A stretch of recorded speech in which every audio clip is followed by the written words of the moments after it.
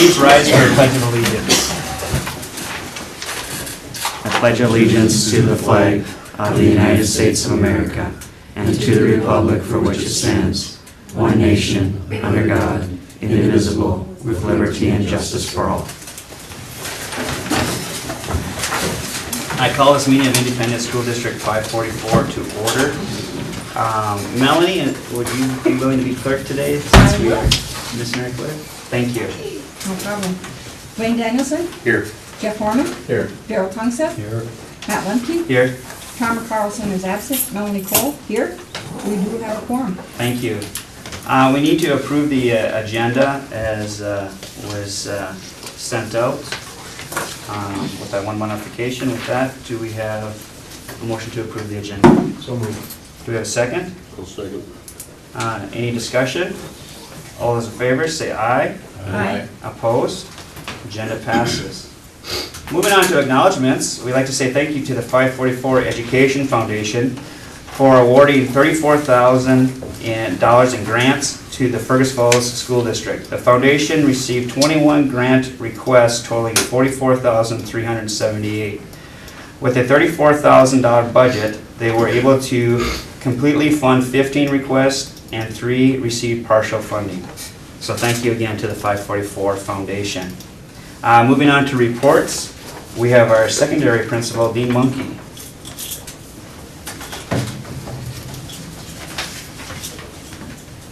Well, good evening, everybody. First of all, I just have to offer a special thank you to my fellow principals here at the secondary building for kind of putting up with me for the last month.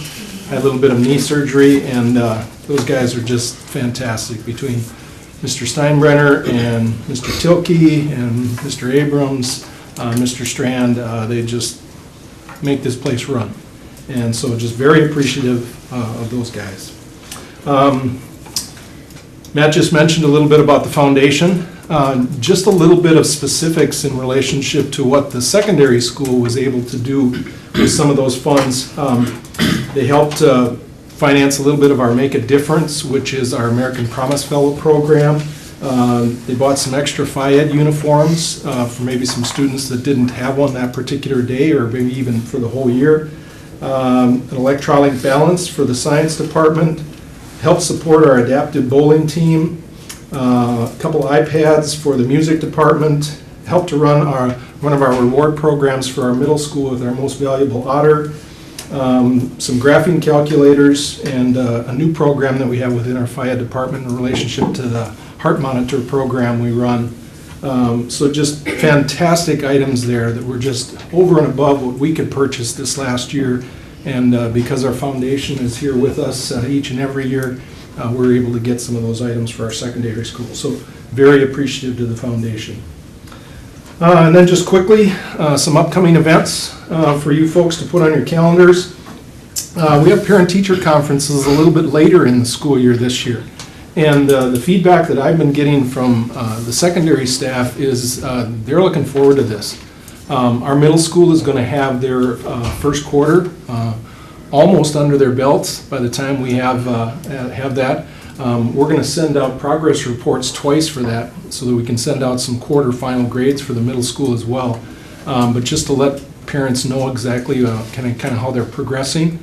And I think both our high school as well is just having those couple extra weeks to get to know the students and see how they're progressing in the classroom has just been very beneficial. So we're looking forward to the Monday evening, November 7th, and then all day Thursday, November 12th, for our first round of parent-teacher conferences. And then our high school has gotten into a program where we send out some special invitations by postcard. And those go out for students that are doing fantastic in the class and students that are struggling. So if you happen to get, I believe the color is green, special invitation in the mail, we'd ask our parents to please take advantage of that and come visit us on parent-teacher conferences on those nights. And then also looking into November here, we have our high school musical. They're doing Cinderella this year. We've already seen some of the set starting to develop and go up. But we've got a very dedicated group of students who are looking forward to that. 2 weekends worth. So you can mark down, opening night is Friday, November 11th at 7 o'clock. 7 o'clock on that same Saturday, then the 12th, and then into the next week, we'll have a chance to kind of get the word out after that first weekend and invite our public back in here for Friday, November 18th at 7, Saturday, November 19th at 7, and then a final 2 o'clock matinee on that Sunday, the 20th.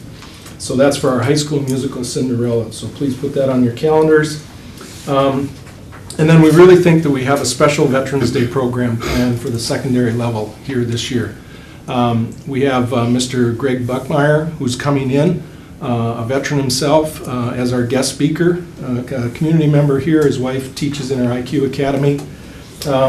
We've got School of Dance. We've got Sierra Drexler is one of our IQ teachers in the elementary, but she's also quite the music performer on the side. So she has agreed to come in and do something special. I think she's bringing a whole band with her as well. So it's really going to be a fun. We do not have school on November 11th, so we're looking to push this out to Monday, November 14th at 10 a.m.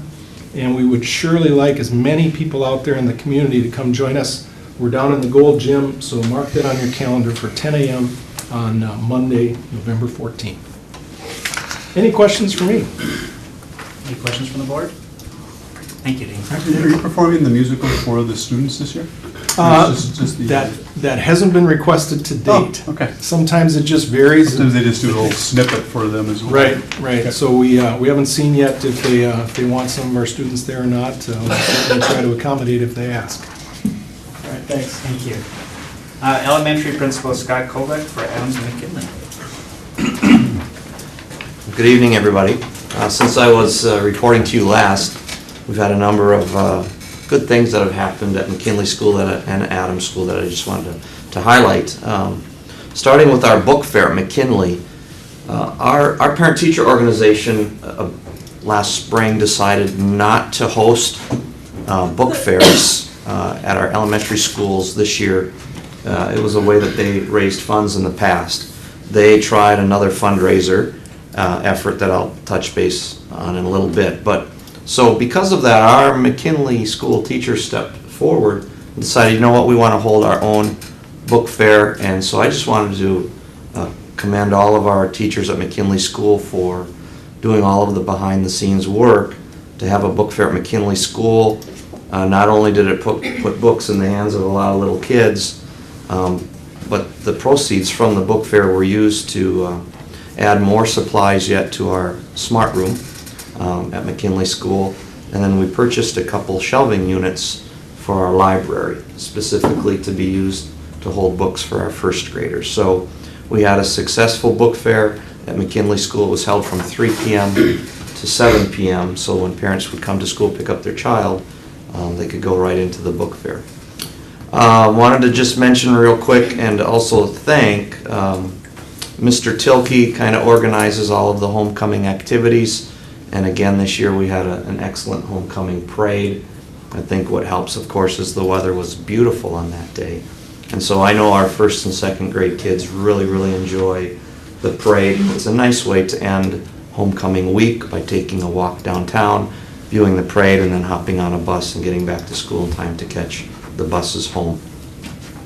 Also, since I reported to you last, our Minnesota Reading Corps tutor has started at McKinley School, and stopped in to just see her today, and she was working with a student. We have 16 kids now because she's in the building. 16 kids get individualized tutoring from her on a daily basis for 20 minutes at a shot. And that's Audra Nord is our new Minnesota Reading Corps member. Also, earlier this month, all of McKinley School had a chance to attend a play at a Center for the Arts. I think I mentioned it when I was here last. It was Skippy John Jones. Our McKinley teachers did some work to try to get that $5 cost per child down to $1 per child. But then the neat thing that happened about 2 or 3 days before the performance, I was contacted by an anonymous donor who covered the cost of all of the Adams School first graders. Picked up the tab for the first graders from Adams School to attend also picked up the tab of the busing. So we live in a generous community.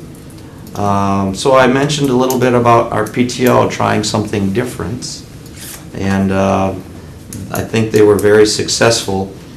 The exact number is not in yet, but we think our PTO raised $18,000 with its most recent fundraiser. And really, as far as fundraisers go, it was quite easy. And it was very, very little work. I will almost say it was no work on the part of staff. And it was not one of those deals where kids were encouraged to go door to door. It was bring home the magazine, let mom, dad, grandma, grandpa, aunts and uncles look through and see if they want to purchase a few gifts. Christmas is coming up, and so we get 40% of the total cost, which ended up being, or the total sales. We get 40% of the total sales, which ended up being $18,000. So I think our PTO board has some really fun decisions that they get to make here coming up in the near future. And then I wanted to just end, and I know Mr. Monkey touched on this, but our 544 Foundation does great work for us. Of the $34,000 in grants that were awarded between McKinley and Adams, we received $11,621 of that 34. I just wanted to thank Shelley Schoenig, John Damath, Pam Sherman, Kim Walvotny, Mary Jo Schultz, and Amy Newkirk for coming up with an idea, doing the work to fill out the grant application, and because of the work that they did, I mean, it was like Christmas early at McKinley and Adams. We received 8 book bins for the Adams School Library, almost $5,000 worth of book bins. So we're going to get rid of the old traditional shelving and put in some book bins that are, if you've been to the public library, to the children's section, or if you've been to the McKinley Library, you can see the types of bins that are more friendly for little kids to kind of flip through books. A $3,000 set of 30 what are called magnetiles that are used to teach STEM concepts at McKinley School. Those are for all of the kids in the school. $1,000 to get a couple programmable robots at Adams School. Again, that's along the idea of STEM. A tower garden, which I'd never seen or heard of. That's going to be really neat, and that's in Pam Sherman's classroom. So they're going to be growing some plants and pulling some science into that. And then Mr. Damath got a document camera and a projection unit. And then we got some yoga mats at McKinley School, so that'll be interesting. And they're going to incorporate that a little bit into the Phi-Ed curriculum. So with that, I'll entertain any questions from the board. Any questions from the board? Thank you, Scott. Thank you. Our elementary principal, Cindy Runs, Waitlands. All right, good evening. I'm going to concentrate my efforts on 2 main topics tonight. One of them being an update on where we are at with programming and some needs at Cleveland. A folder was shared with each of you electronically just this end of last week. And I'd like to just reference the initial sheet that just kind of states our need and an overview of some improvements and things at Cleveland. Mr. Ness and I met with the Cleveland staff and kind of had a listening session on what our support needs are for our building and in classrooms to support students in learning. It was very clear that they would welcome as much help as they can. Our Cleveland enrollment has grown and is continuing to grow. We're going to soon be welcoming 2 more new students to the building. If you want to just reference this sheet I shared with you, just to give you an update on where we are at with our classroom numbers. We have a total enrollment right now of 577 students, and we'll be adding 2 more here very shortly. And as you see, our 4th grade and 5th grade class sections are all at 30. So 1 is at 29 and 2 will be at 31. So we're feeling the load and enjoying welcoming our students. But with that, we've gone through the exercise of where are we feeling a little slighted. And with that, we are coming to the board with a request for hiring 2 additional full-time paraeducators to support students in learning. So I'm going to reference this sheet that was shared with you electronically. It was shared electronically, and so I'll just talk off of that. But the number one reason that we would really be grateful for 2 additional full-time paras is to improve the academic support within the classrooms. Our 4th and 5th grade classes are all teaching reading and math simultaneously. And so we're utilizing our 2 current full para-educators to go into those reading and math classes and support teachers with the flexible reading groups, with some small group instruction, and then being there to support and make sure that they get around and have contact with the students in each of those classrooms. So the number one reason is to improve that academic support within those classrooms. Another way that 2 additional pairs would help us is just adding some flexibility for some individual support of general education students. It's inevitable that we have students either miss school for medical reasons or needing to be out of town with their families. There's a variety of reasons that creeps up, but that would allow us a little flexibility to have a student or 2 go to a separate classroom and work with these paraeducators to review a lesson, get some support with academic homework completion and the like. Another need to support the emotional behavior supports for general education students.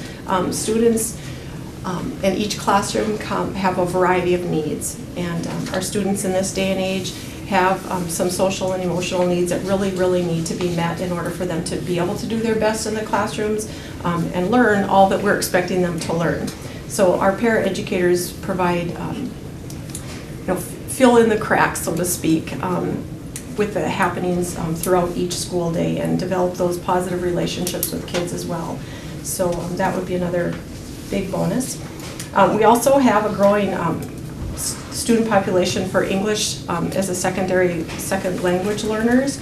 And I'm going to talk a little bit more about that later, but there too, our paraeducators who are in the classrooms can swing by and provide a little extra support for those students who are learning English as a second language with the concepts that they're picking up in science and social studies, reading and math. So that would be additional bonus there. These paraeducators would also provide some intervention for students who are not qualifying for special education evaluation or instruction. Each and every year there are numerous special education evaluations that take place, and those are prompted by the child study teams where we meet and we review student data if we see a need or a discrepancy between their learning and what we would expect them to be, how we would expect them to perform. Some students meet criteria and are programmed through special education programming to meet the needs and help fill that discrepancy. Other students simply do not meet the criteria that Minnesota requires in order for them to receive special education. And so in that capacity, we're looking at what interventions can we plug in and provide those students within their regular education settings. Paraeducators are a link that we use to help carry out some of those interventions along with their regular classroom teachers. Having some additional para support at Cleveland would also provide a level of homework help. We don't have a homework help room or an after-school program up and running at this point in time. But we do look to our current paraeducators to provide that level of homework help support, and we need to grow that. I would be looking for those paraeducators to help increase that hallway supervision piece. We have a lot of transitions in and out of the Cleveland building throughout the day, and we build those paraeducators into that schedule of the comings and goings, and so that they are present in the hallways when large classes are arriving, are moving from point A to point B.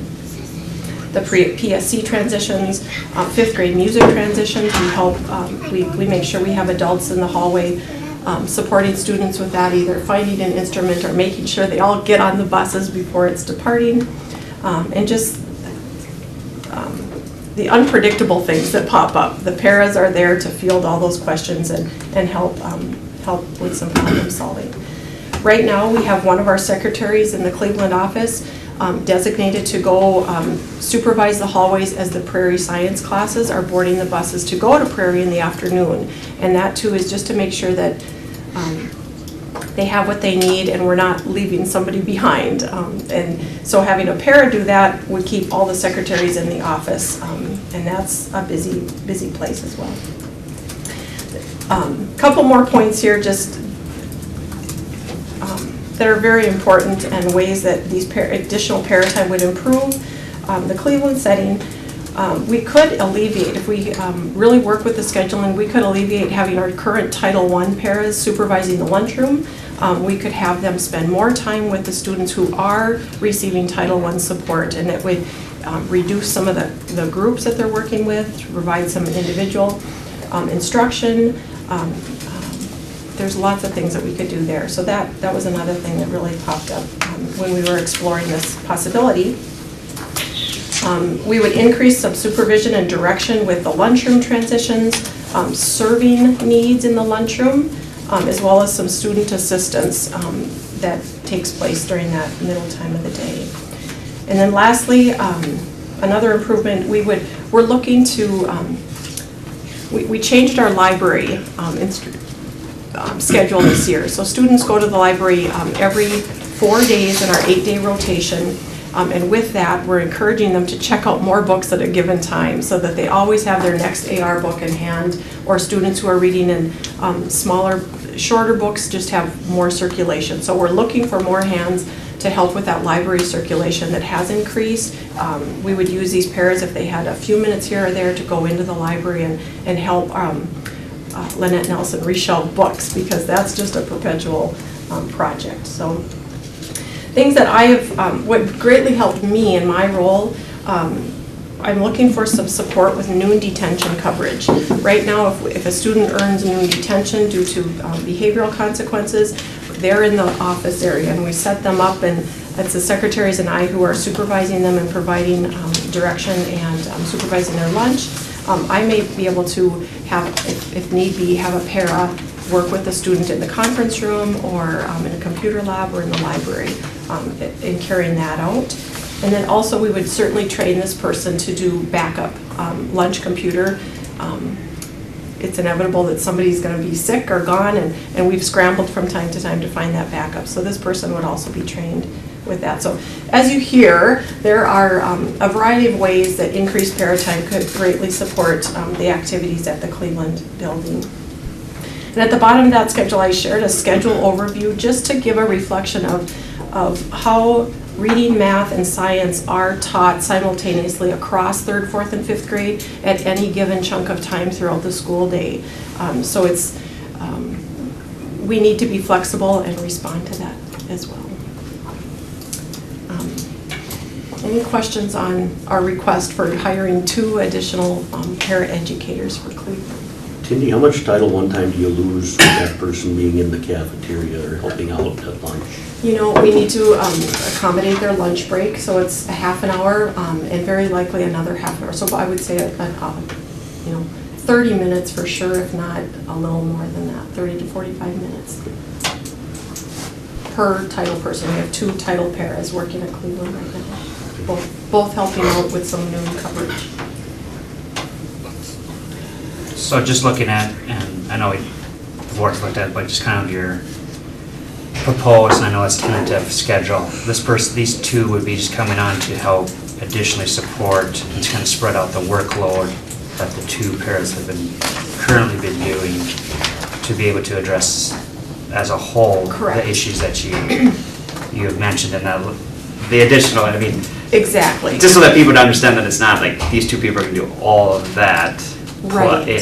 That it would be between the pairs that we have at the Correct. Individually. Yep, and it would allow us to have a para working with maybe between 2 classrooms, and then a new para working between the other 2 classrooms. And ideally, we could kind of concentrate our efforts on this para is going to serve 5th grade, this one's going to serve 4th grade, so that they become very accustomed to the curriculum.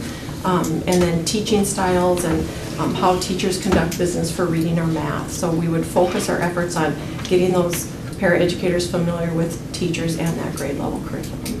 Yep. And then spreading that out so that instead of somebody bopping in for 15 minutes here or 20 minutes there, it could be a concentrated time that's more qualitative than quantitative. So, okay? Any other questions? She's not done. Nope. All right. And then I'd like to focus our efforts on our district-wide ESL program. ESL stands for English as a Second Language. Teachers who teach this program are like a TESOL teacher. A teacher is English as a second language. And I just want to share one little snippet here that kind of spoke to me as I was thinking of, what would I do if I were the teacher in a classroom. So as a teacher, here I am, I have a new student in my classroom and he speaks no English. His family has just moved to Fergus Falls from Japan, and though he receives English as a second language support, he will also be sitting in your classroom every day to give him more exposure to his new language. How could you be a good teacher to someone who barely understands you? According to the National Center for Education Statistics, an average of 9% of students in the United States public schools are English language learners. That number is closer to 14% in cities. And although many of these students start off in high-intensity, whole-day English programs, most are integrated into mainstream classrooms within a year, well before their English language skills would be considered to be proficient. MREA just shared a document with us today, really showing us how the ELL population across our state of Minnesota has changed and increased. And our area right here is really growing with the ELL population, and that's what I'm really wanting to share with you tonight. But as a teacher, we need to ask ourselves, how prepared are we to teach these students who are learning English as a second language? Truly, most classroom teachers have little to no training in the most effective methods for working with English language learners. And ELL kids in regular education classrooms and no teacher training to ensure the success of that placement. So looking at our district, I spent some time with Barb Huffman, who is our current ESL teacher. I just kind of gathered some facts and figures for us. So if you want to I printed out a PowerPoint here, and this is kind of a condensed version of what Mr. Ness shared with you. But looking at an overview of our program here, Fergus Falls in the state of Minnesota is part of the WIDA consortium. WIDA was started up with EAG grants, which is kind of assessment type of grants from the Department of Education in the United States Department of Education. But the funding led to an organization which is called WIDA. And there's just some, initially there were 3 states involved in this grant: Wisconsin, Delaware, Arkansas, and thus the acronym WIDA was chosen. WIDA grew in its mission, and it didn't really fit that lingo anymore. Now WIDA just means WIDA. And I did provide a website there if you wanted to do some exploring on your own. There's a lot of good information on that website that really explains the background of this group. The map there shows how many states in the United States are part of this. There are currently 37 United States, the District of Columbia, Puerto Rico, and Northern Marina Islands that are involved in the WIDA consortium. And really, WIDA really is overseeing the programming for meeting the needs of ESL students, the assessment, the criteria, how do you access services, or what is the entrance criteria, and how do you graduate from WIDA, and when do you have proficient English speaking skills. ESL criteria is really based on assessment scores, and there's an access test which is given last spring. It became an online test, and we had all the students in our district took this access test at the same, or kind of in 3 consecutive weeks.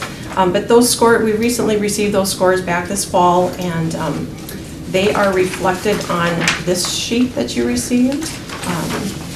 Kind of gives you an overview of the students and their proficiency levels, but we've studied that to help determine who needs what level of programming and where they're at with their English proficiency. Scores that might be lower than the exit criteria are an indicator that this child would greatly benefit from ESL services. And then the level of service is determined by a continuum of services rubric that really indicates if this is an emerging English language person, if they're really ready to grow into some content area language, or if they just need kind of in that transitional phase of exiting the need for English language services. Exit criteria is based on scores of 5 or higher on this same continuum. So it's a continuum that helps us determine who needs services and when a student is ready to move on. Parents may decline services for their child. As educators, we would find that could be very detrimental to their learning and just kind of put a hurdle in the ease of learning and make learning more difficult instead of fun. Right now, as a district, and district is K-12, right now we are experiencing growing pains. We currently have 28 students in our district from 8 different languages. We have Bosnian students, Spanish, Somali, Chinese, American Samoa, Croatian, students from Kenya, and Haitian Creole. Currently, we have one part-time teacher covering all 4 buildings and all 13 grade levels. And even within a single grade level or classroom even, there are students with varying levels of proficiency with the English language. So she's meeting things, it's a great challenge for her to meet each of these students. When we have a student move into our district who might be a potential ESL student, we automatically do an assessment. That assessment takes some time. We really want our teacher to be able to make a contact with the family to learn some background knowledge, primary language spoken in their home, what exposure the child has had to the English language, and any other learning opportunities. But that ESL assessment takes time. And right now, that teacher is consumed with the assessment, which in turn really disrupts everyone else's schedule. She needs to cancel services at McKinley or Adams, Cleveland or Kennedy to meet with the child at the building that they are in the district. Currently, we don't have identified substitute teacher who could fill the role of the ESL teacher if she needs to be gone from her duties for whatever reason. Right now, the junior high schedule and the senior high schedule overlaps with conducting business at Kennedy Secondary School, and that's just one of the hurdles that she has encountered and has done her best to schedule around. Currently, we have quite a concentration of ESL students at the elementary level. At Cleveland alone, in between 3rd, 4th, and 5th grade, we have 15 ESL students who are either receiving direct instruction, instructional services, or there are 3 who are in the transitional level of service. So that teacher is simply checking in with them, touching base with their teachers on a regular basis to make sure that their needs are being met. And I'll just highlight here too, between kindergarten, 1st, and 2nd grade, there are 4 ESL students, and at Kennedy Secondary School, there are 9 students. And we do have 2 students at the secondary level that declined services this year. I'm going to skip the ESL assessment piece. That kind of is self-explanatory, but it just kind of outlines the minutes that it does take to conduct an ESL assessment. But each year that access test will be done with our ESL students sometime between February and March. And that alone takes some setup time, supervision, and then time to carry that out. And it does span about 3 to 4 weeks to get all of the students assessed with that component. ESL instructional time should be based on their English proficiency levels. And we've gone through an exercise with the students currently, and based on the recommendation, we kind of looked at how many minutes should be served on a minimal basis, and how many minutes might be recommended as a maximum sort of programming. And we are short 160 minutes to meet the minimum coverage recommended, and we would be short 975 minutes if we were to go on the maximum number of minutes recommended. That's the exercise we went through to show what type of a need are we looking at to meet the needs of our students.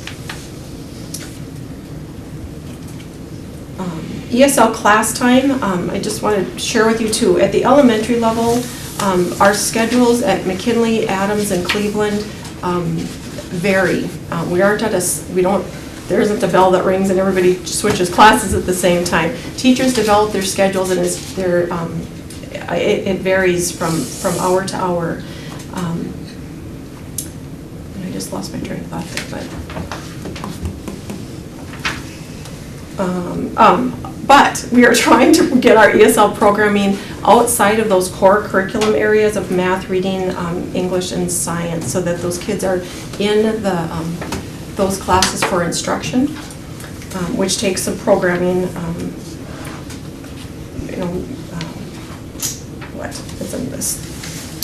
It takes some special programming to figure out when we could get that ESL time built in.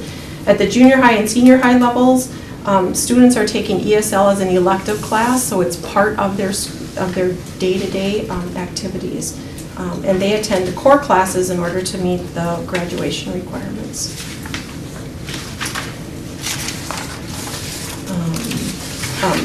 One thing I really learned in talking with Barb Huffman is that secondary school students can really use some of the same materials because of the vocabulary and activities that they do, and they can be grouped according to their English proficiency into the elective classes that she is conducting. At the elementary schools, elementary levels, it's more difficult to use similar materials because they're at such different ranges of learning, and the materials really need to be different for the levels of the progression of learning at the elementary level. They're not able to be grouped according to English proficiency due to our grade level configuration, as well as having differing schedules throughout the day. So it's also been difficult. We do have some ESL students who have been receiving ESL instruction. We have pursued a special education assessment for them, and they have met special education criteria as well. And so we need to prioritize what is the current need. We're trying to provide special ed services and ESL services for some students, and that service time can't overlap. And so we're running into some struggles with that, and that's another reason we need to increase services. We do have some specific instructional spaces that we have established, which has been a great improvement. At Kennedy, Barb Huffman is serving students in the homework help room, and she reports that that's going very, very well. Lots of good support there, and the resources are present. At Cleveland, we kind of reconfigured a space for her, which is the room adjoining the library. So when she arrives at Cleveland, Barb is able to know that her materials are there. She has resources and posters and references on the walls. There's a whiteboard and 4 computers for her to use. So that space is evolving. It's coming to be what she's hoping it to be. At Adams, she is using a back room in the lower level, and is really working to beef that room up and make sure that the materials she needs are available. And at McKinley, she's using a space which was the old principal's office before the remodeling there, and that space is coming together as well. But Barb was able to share with us some things that she needs at each of those sites, and so we're going to work with her and get that set up. So lastly, about our ESL needs, we're requesting the hire of a full 1 FTE ESL teacher to cover all of these needs across our district. And lastly, this would improve the ways in which we can strive to achieve our district goals. It would be developing the department, so Barb would have a colleague to share ideas and discussion and resources with. We would build resources to better communicate with families, build bridges to enhance communication between ESL families, teachers, school, and also community resources. We would be working to close the achievement gap among all ethnic and socioeconomic groups of students. It would foster ESL students to achieve the world's best workforce goals, and certainly be helping these students graduate from high school. So with that, are there any questions? Questions from the board at this time? I'd just like to compliment Tindy Run here, Principal Run, along with Barb Huffman, for putting the data in front of you so you can make a decision. And there's many hours behind the documents for both the para and the ESL, and that's what the board needs to make a good decision, so. Thank you. Moving on to our next report, we have Superintendent Jerry Ness. Yeah, just briefly, we had an admin meeting today, and some of our discussion is our student information system is Synergy versus Power School. Did a staff survey with that, and there's some real frustration with Power School and the new Power Teacher Pro, I think it's called. It's the new grade book. Lots of frustration with that. It's not quick. You can't see the number of staff. So what we're looking at doing is, since we just met today, calling Region 1 and asking them to come and present a couple days after school, a couple different sessions, so teachers can see the grade book and just need more information to be able to make a decision. Having Synergy located and support out of Fargo, Region 1 out of Fargo, versus Power School, where only one staff member, 3 staff members can connect with Power School, and the training is not local. There's some advantages, but yet we've got a lot invested into Power School too, and it is for the most part working. But the teacher gradebook is just one component. There's lots of work with MARS, the student coding, if you will, for our funding. There's Carl Perkins reports. There's Office of Civil Rights reports, and Synergy in Region 1 is connected to Minnesota in that way. So there's it. Right now, I can't give you an answer of which way we'd be leaning. We need more input, and that's what we'll be doing over the next few weeks before we can make that decision. Then the next thing that we're going to be looking at is, along with, we twofold issue of, Cleveland and having a lot of students trying to address staffing needs to get through this year, but then next year, where do all the students go?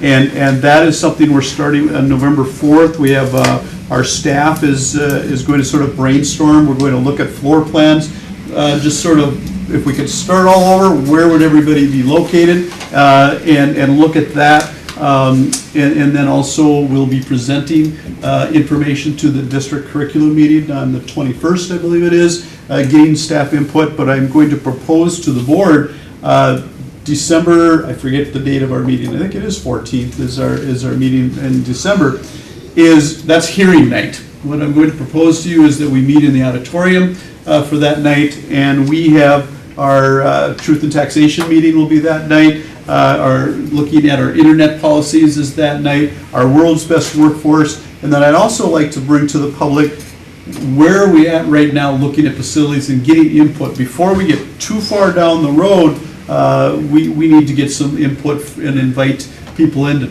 take a look. Here's what we're thinking, and have them bounce the ideas off us there. So that's what we'll be looking to do. And then the other 544 Education Foundation, one of the big gifts, I think, at the Prairie, they got a Chromebook lab, a COW, a computer on wheels. That is just a great gift. So again, I'll just echo all the staff here thanking the 544 Education Foundation.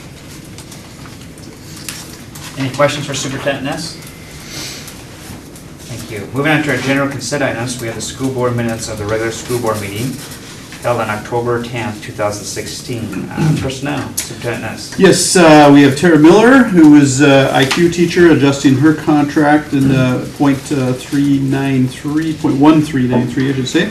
And then Trista Kitzman is going to be the replacement for Mary Link, who is retiring as of December 1st. So Trista Kitzman will be a full-time teacher as of that date. And Trista right now is sharing time with Alicia Jerkis, so half-time each, and so we would have to fulfill that position. A couple of retirements, Arla Sampson, who she's been with our district since in different roles since 1970. That's quite a run for us. And she's just a beloved staff member in the cafeteria who's she's just grandma down in the cafeteria. She's awesome. And Cheryl Nowak has done a great job for us as custodian for the last 7 years, so I recommend approval of those items. Do we have a motion to approve the general consent items? So moved. Oh, second. Now we need a second. Any discussion? All those in favor say aye. Aye. Opposed? General consent items pass. Moving on to old business, we have the FY Fergus Falls Public School financial audit. The first reading was presented during the October 10th school board meeting. Do we have any questions on the audit first? Do we have a motion to approve the audit as presented? So moved. Do we have a second? I'll second. Any discussion? All those in favor say aye. Aye. Opposed? Motion passes. Just want to say, Matt, that it is available on our website, so just so people know on the public. Thank you. Along with all the past years' results. There's a lot of information there. Moving on to new business, we have a resolution on the retirement of Arliss Sampson, whereas Arliss Sampson began her employment with the Fergus Falls Public Schools in August 1970, and whereas Arliss has been a valued employee with the Fergus Falls Public Schools for over 46 years, and whereas Arliss has done an excellent job in various support staff roles within this district. And now therefore be it resolved by the Fergus Falls School Board to thank Arliss Sampson for her dedicated service to the Fergus Falls Public Schools. Would somebody offer that resolution and move for its adoption? I'll offer a resolution, move for its adoption. Do we have a second? I'll second. Any discussion? I'm a fan of Arliss. Hard not to be. Any other discussion? Roll call, please. All right, Blaine Danielson, Yes. Daryl Tungset, Yes. Jeff Horman, Yes. Matt Lemke. Yes. Melanie Cole, yes. The resolution passes. Thank you. Item number 2, we have the resolution on retirement of Cheryl Nowak, where Cheryl Nowak began her employment with the Fergus Falls Public Schools in September 2009, and where Cheryl has been a valued employee with the Fergus Falls Public Schools for the past 7.5 years, and where Cheryl has done an excellent job as a custodian within the district. And now therefore be it resolved by the Fergus Falls School Board to thank Cheryl Nowak for her 7.5 years of dedicated service to the Fergus Falls Public Schools. Would somebody offer that resolution and move for its adoption? I'll offer the resolution and move for its adoption. Do we have a second? I'll second. Any discussion? Roll call, please. All right. Matt Lemke, Yes. Jeff Horman, Yes. Melanie Cole, yes. Blaine Danielson, Yes. Daryl Tungset. Yes. The resolution passes. Thank you. Item number 3, we have a memorandum of agreement, concurrent enrollment between ISD 544 Kennedy Secondary School and Minnesota State Community and Technical College for the 2016-2017 school year. This is a yearly contract to have college in the classroom option for our students.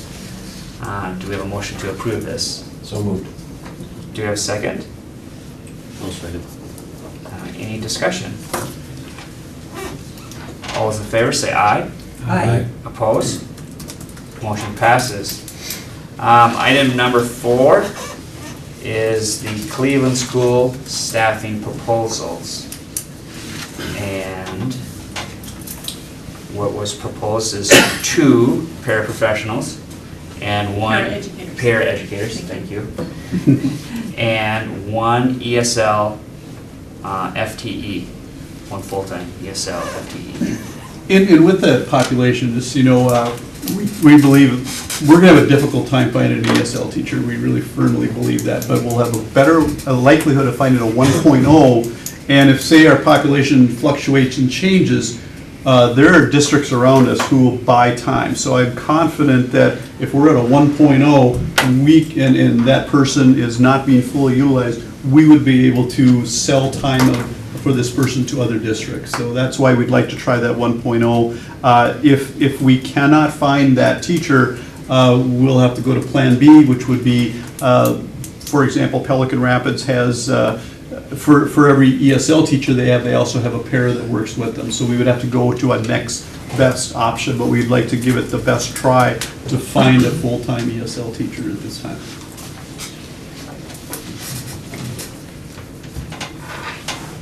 Do we have a motion to approve this? So moved. Do we have a second? I'll second. Any discussion?